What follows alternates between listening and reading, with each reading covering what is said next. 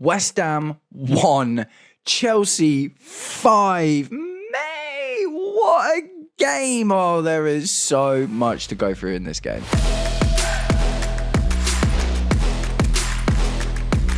Welcome, Blue Believers, to another episode of the Stamford Sync, where we are syncing up with everything Chelsea FC.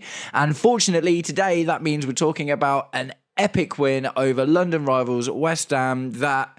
Oh man, this game had everything. This game had pre-game drama. This game had an early goal. It had disallowed goals. It had penalty shouts. It had absolutely everything. And we are going to get into it. But guys, before we get into it, if you are enjoying the content and would like to see more, please do me the distinct honour of liking and sharing the video, subscribe to the channel, or just roast me in the comments, whatever gets you through your day. And you can try and roast me hard today, man, because there is very little that is going to bring me down from this one. So, mate, 5 goals, man. 5 goals. That is a thing of beauty, and I absolutely love to see it.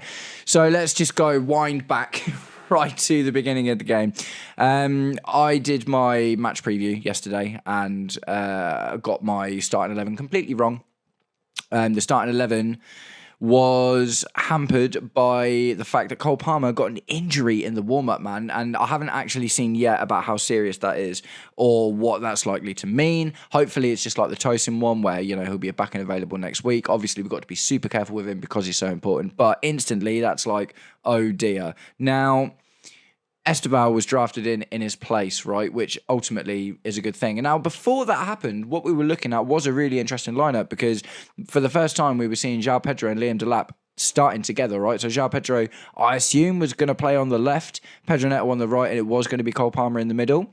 But with Cole Palmer getting injured in the warm-up, Estevao got drafted in onto the right side, and Joao Pedro got his debut in the hole, right, in the number 10 spot, which he did really well, by the way. A little spoiler there for you. So yeah, man, obviously straight away it's like, oh no, Cole Palmer's out, and you know, Estevao's wicked, man, isn't he? And obviously Joao Pedro has been pretty magical of late. So it wasn't as worrying as it might have been like last year, for instance, or in the Pochettino season where he literally dragged us to 6th basically on his own.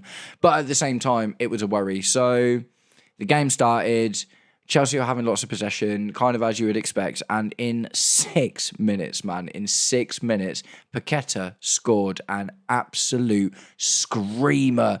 Left foot, man, must have been like 25 plus yards out, something like that. I'm not very good at judging distances, but it was far. And it was one of those ones. This is a thing with Chelsea, right? This is 100% a thing.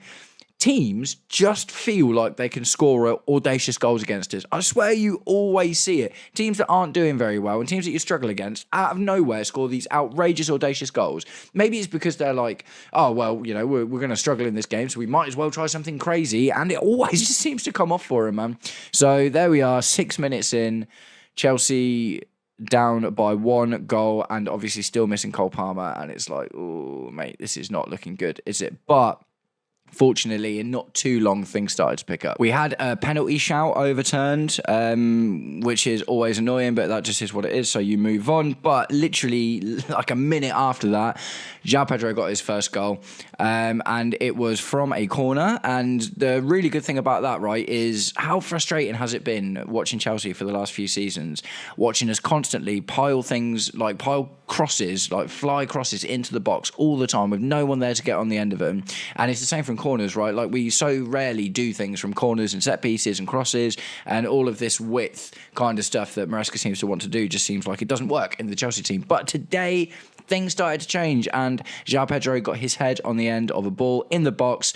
Great goal, great composure from the centre attacking spot, do you know what I mean? So, not that it really matters, I guess, from a corner in that respect, but lovely goal from Joao Pedro. It opened his account for Chelsea in the Premier League, and that is just super, super important, isn't it? Because he would have been really, really disappointed with his own performance against Crystal Palace, you know, last week. That was obviously a really difficult game, but he got himself, and it doesn't stop there for Joao Pedro, but, you know, the goal was wicked, man. Really good headed goal, and like I say, he's not like a massive unit or anything, but if he's got the technique to do stuff like that for more often, then all of a sudden, corners become a bit of a thing. Do you know what I mean? That's 2 headers he scored for us now. Of his 6 goals in 7 games now, 2 of them have been from headers, so that in itself is promising. Things carried on to look pretty testy when in the 18th minute, West Ham had a goal disallowed, and mate, by this point, you're just like, oh, mate, this game is 20 minutes in and there's been so much drama already. And it really was still feeling like it could go anyway, regardless of us having all the possession and better chances or whatever. Like, West Ham just kept on looking like they were going to do it.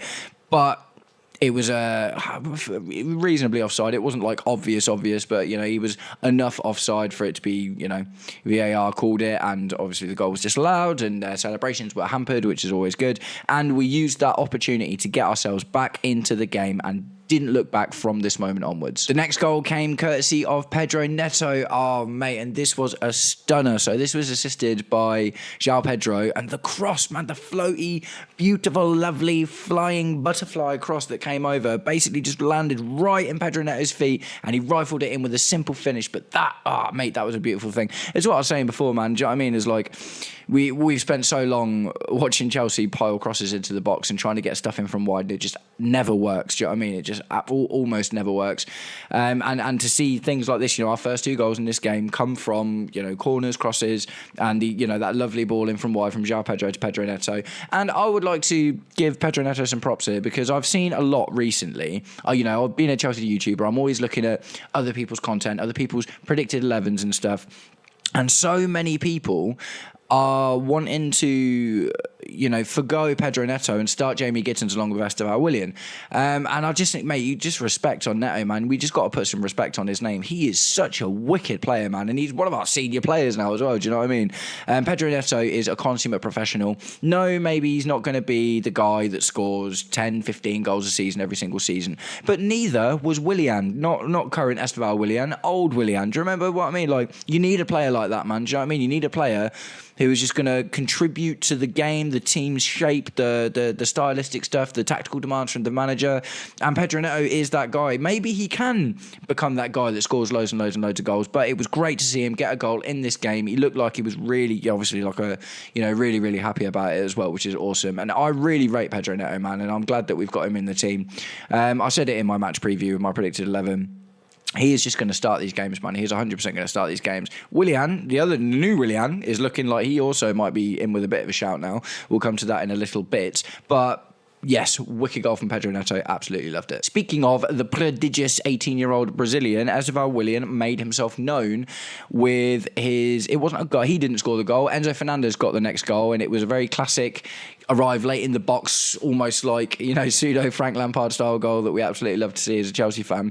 But Estevao Willian is such a good dribbler, man. He's such a good dribbler. He's fearless, absolutely fearless. Took it through West Ham's defence, just pinpoint cross over to Enzo Fernandez, who was waiting in the exact right moment in front of the box and launched it in. Wicked. Estevao Willian got the man of the match from Sky Sports deservedly for this game, because he just terrifies opponents, man. I can't believe this kid's 18. I was all like, at the start of the season, I was like, we can't put too much pressure on him. We've got to let him come in and, take his time and this, that and the other. But, mate, it looks like he's not up for that at all. He's like, no, mate, I'm here to play. He is going to be pushing people for starting spots. At the age of 18 is absolutely nuts. It is scary to think how this kid might develop, man. And no, he hasn't managed to get a goal in this game, but he's got the assist, and that's gone really, really well. He looks like a phenomenal player. And yeah, like I say, it was good to see something from Enzo Fernandez this time as well. I'd mentioned in my preview, I felt like he was a bit of a passenger in the last game. And, at the end of the day, that's all forgiven when he arrives late in the box and gets one of those sorts of goals. Hopefully we can see a lot more of that from Enzo Fernandez. And it looked like it meant a lot to him as well, because he also struggled in the last game. So, that is a common theme about all of the Chelsea players in this game in particular, is like, after how difficult that Crystal Palace game was, to be this free flowing and free scoring, do you know what I mean, and just absolutely destroying West Ham. Everyone looked really, really buzzed about it, and I was too. And that was all just in the first half. So we're 3-1 up at the end of the first half. And mate, do you know what I mean? It was like well-deserved, man, well-deserved. Like, the attacking play was so good from these players.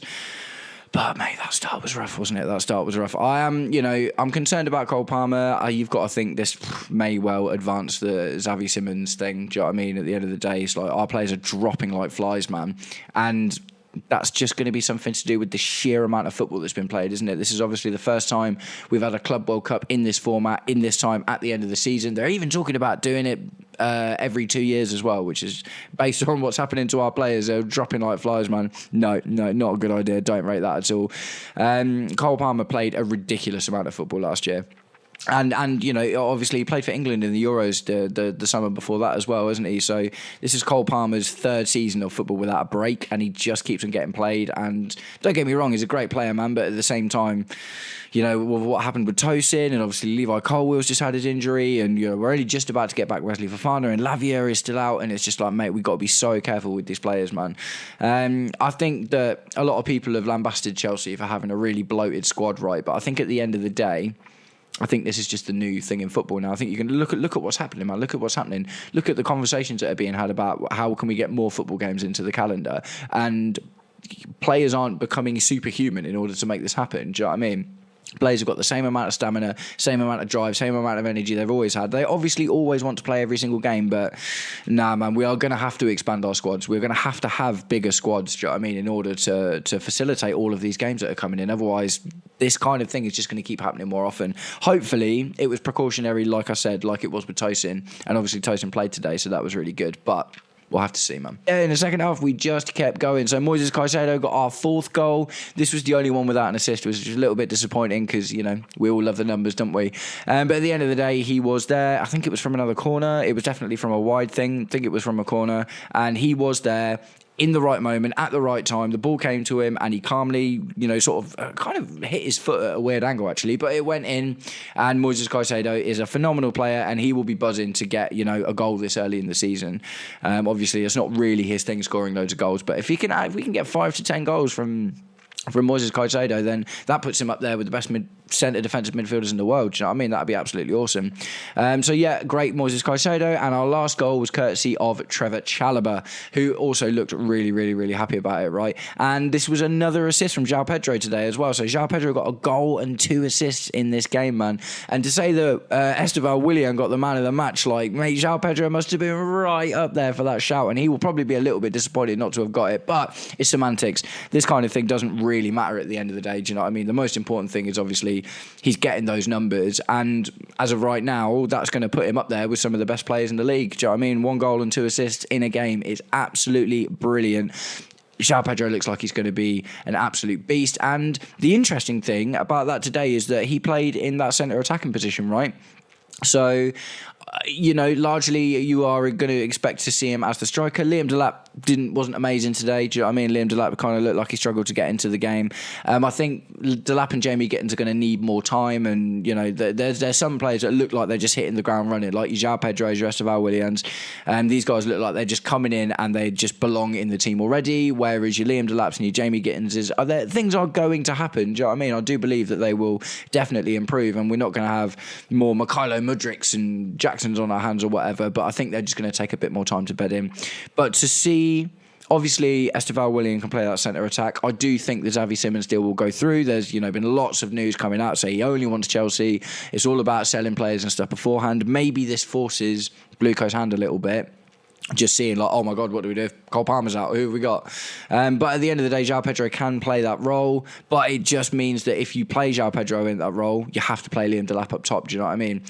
So it is an interesting one to kind of go forward and see what happens with that. So subs, let's have a little look at the subs. Andrew Santos came on for Liam Delap, and Joao Pedro went up top. That is good. I've seen some slightly worrying stuff recently about Man United being in for him and talking about him in the Garnacho deal, which is like, absolutely not. No, that's silly.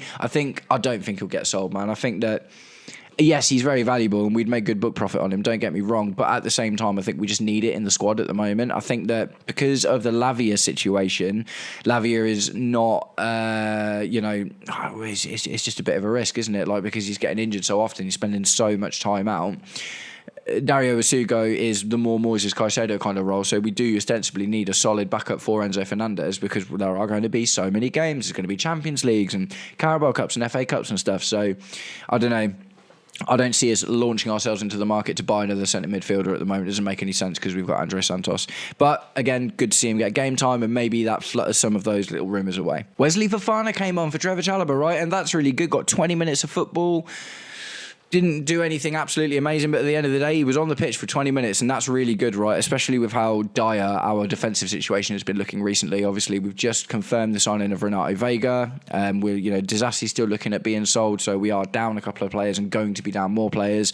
So to see Fofana get back on the pitch and get some minutes is good. I wasn't actually expecting to see him so soon. Obviously, as well, I did a video. There was this whole social media noise about Fofana removing Chelsea from his Instagram and stuff. Hopefully this means that that's not really an issue. At the end of the day, he got minutes, he got on the pitch, and that's good. Do you know what I mean? Fofana is going to be really, really useful as a really high-quality player. Maybe he can't play all of the time, but if anything, that might benefit us, right? Because if he can just play a game here or there for cups and, some lower level Premier League opposition when we've got Champions League game coming up and stuff, then yeah, cool. Wesley Fofana is going to be a really useful player in that respect. Reece James came on for Malo Gusto and had a better game than him in 20 minutes? Yeah, literally 20 minutes, man. So Malo Gusto, flattered to deceive, wasn't his best game. I don't really see it with Malo Gusto, man. It's a bit of a weird one at the moment, isn't it? Because positionally, he doesn't offer the same thing that Reece James does. And you even look at the heat maps for the game, do you know what I mean? Reece James definitely was actually playing that more inverted midfield role, and Malo Gusto was definitely doing a bit more byliney stuff, but he had a bit of a poor game, Malo Gusto, didn't he? I get taking care of Reece James, absolutely get that makes sense. I did have him in my lineup, but again, maybe I was a bit overzealous just because we've seen so much of him recently and we know what a good player he is. But Reece James showed in his 20-minute cameo today why he is the guy and Malo Gusto is the backup. I don't think Malo Gusto will get much more than this season, to be honest. I think that we'll make 30-40 mil for Malo Gusto if we were to sell him to someone else. If he has a season like he did last season, do you know what I mean, and doesn't devalue himself too much, I think that Malo Gusto is really going to have to prove himself this season. And no, so far it's not looking great. So last two subs, Yoro Hato came on for Marco Correa and Jamie Gittins came on for Estevao Willian. So we're using all of our subs. We're getting people lots of game time. That's a good thing, man. And a lot of these subs came on at the 70th minute, do you know what I mean? So we're giving people solid minutes. We're not just wait until we've got 10, 15 minutes left to put subs on. And like I say, with the injury issues looking like they are what they are, we're gonna have to do a lot of that, especially if we're as comfortable as a 5-1 win, right? That's going to be super important, resting people, protecting people, not having more Tosins, Cole Palmers and Levi Colwills dropping like flies. Really, really, really important players that we absolutely need to be fit for the first team. Josh Achiampong didn't get another run out, but I don't think that's a terrible thing. Got a feeling he might even start the next game. I think it's Brentford, is it, the next one? Be interesting to see what happens with that. And obviously, the transfer window ends on Monday, doesn't it? So I think we're in for a busy transfer window. It looks like Xavi Simons and Garnacho are going to go down to the wire. Maresca wants a centre back. If we make more sales, that could still happen, so we'll have to see what goes on there. But at the end of the day, after the really, really difficult watch that was the Crystal Palace game, to come away with this with a 5-1 win is absolutely awesome, even if it was a bit terrifying at the beginning, man. My heart was like, no, what's going on? What's happening? Is the season derailing already? No, it's not. And like I say, there is one really, really important part of this whole thing, and it is that we are not Cole Palmer FC anymore. Don't get me wrong, I want Cole Palmer back, and I want Cole Palmer to be a massive part of our team. But to look at today, 5 different goal scorers, 5 different options when Cole Palmer's not available to make something happen on the pitch.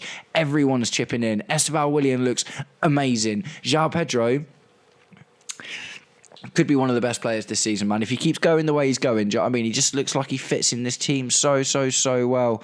Do you know what I mean? Even Chalobah and Caicedo chipping in with goals, man. To have all of that confidence and goal scoring ability in your team is absolutely brilliant. And yeah, man, bring on the next one. Yeah, bring on the next one. Let me know what you thought about it in the comments, guys. Do you think Cole Palmer might even need to be a bit worried? What happens if we end up keeping Jackson and all of a sudden Joao Pedro becomes that other number 10 thing? Do you know what I mean? It's so many crazy things could happen before the transfer window closes. But at the end of the day, Chelsea 5, West Ham 1. And it was a scary one. But Chelsea getting 5 goals, mate. Chef's kiss. Love that. I'm going to wrap the video up there, guys. Nice one. Thank you very much for sticking around till the end if you did. I will keep my ear to the ground for more Chelsea news as per usual. I hope you all had a wicked day. I hope you enjoyed the game, and I will catch up with you very, very soon. Peace.